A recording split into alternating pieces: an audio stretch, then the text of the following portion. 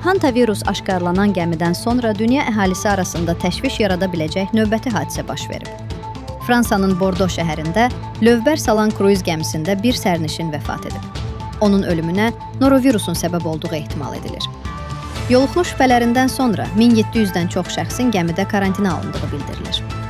Az-24 xarici mediaya istinadən xəbər verir ki, 90 yaşlı sərnişin öldüyü və təxminən 50 nəfərdə norovirus əlamətlərinin müşahidə edildiyi açıqlanıb.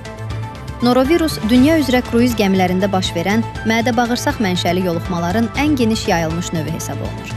Virus çirkli qida və su, qapı tutacaqları, məhəccərlər və yemək sahələri kimi çirklənmiş səthlər, eləcə də insanlar arasında təmas yolu ilə asanlıqla yayılır.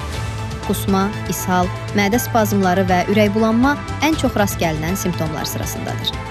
Bildirilir ki, xəstələrin əksəriyyəti 1-dən 3-ə qədər gün ərzində sağalsa da, virus qapalı və sıx mühitlərdə çox sürətlə yayılır.